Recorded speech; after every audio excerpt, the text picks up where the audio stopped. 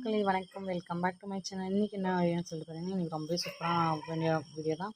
ஏன்னு சொல்லிட்டு பார்த்தீங்கன்னா 2 நாளாக வீடியோஸ் போடல. ஏன்னா ஊருக்கு வந்துட்டு இருக்கோம். அதனால ஏன்னு பார்த்தீங்கன்னா, இந்த பணம் எவ்வளோ வந்தாலும் பத்தலைன்னு சொல்கிறவங்க தான் ரொம்ப அதிக பேர் இருக்காங்க. பத்துன்னு சொல்கிறவங்க ஒரு சிலர், போதும் என்ற மாதிரி பொன் போன்றதுன்னு சொல்லுவாங்க இல்லையா, அந்த மாதிரி ஒரு சிலர் தான் இருக்காங்க. ஆனான்னு பார்த்தீங்கன்னா பத்தலை, எவ்வளோ வந்தாலும் பத்தலைன்னு சொல்லிட்டு சொல்கிறவங்க அதிக பேர் இருக்காங்க.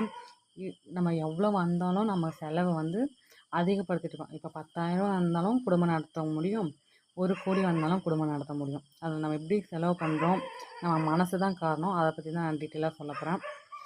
ஃபஸ்ட்டு நம்ம 10 ரூபா இருந்தால் 3 ரூபா நம்ம வாடகைக்கும், 3 ரூபா நம்ம சாப்பாட்டுக்கும், 1 ரூபாய் இருப்புக்கும், மிச்சம் 1 ரூபாய் நம்ம அத்தியாவசிய செலவுக்கும், மிச்சம் 3 ரூபா பார்த்திங்கன்னா சரி இன்னும் 2 ரூபா இருக்கும். அந்த 2 ரூபாய் எதுக்குன்னு பார்த்தீங்கன்னா, நமக்கு எதனா திடீர்னு ஆத்திர அவசர செலவுக்கும் நம்ம வச்சுட்டு இருப்போம். அதே 1,00,00,000 வந்தாலும் அவ்வளோதான் பண்ணுவோம்.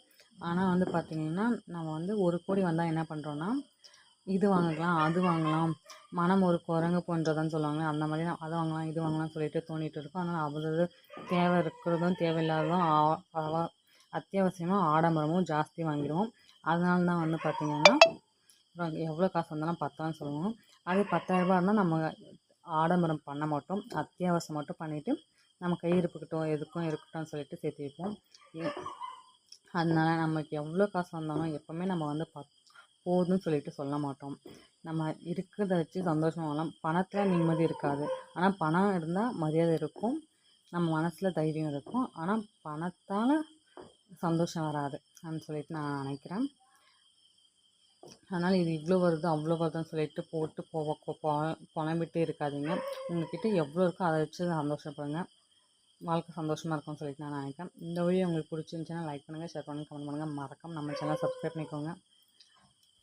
நாளைக்கு கிருத்திகை பாருங்கள், கோலம் போட்டு வச்சுட்டு இருக்கோம். இந்த வீடியோ உங்களுக்கு பிடிக்கும்னு நினைக்கிறேன். பாய் பாய்.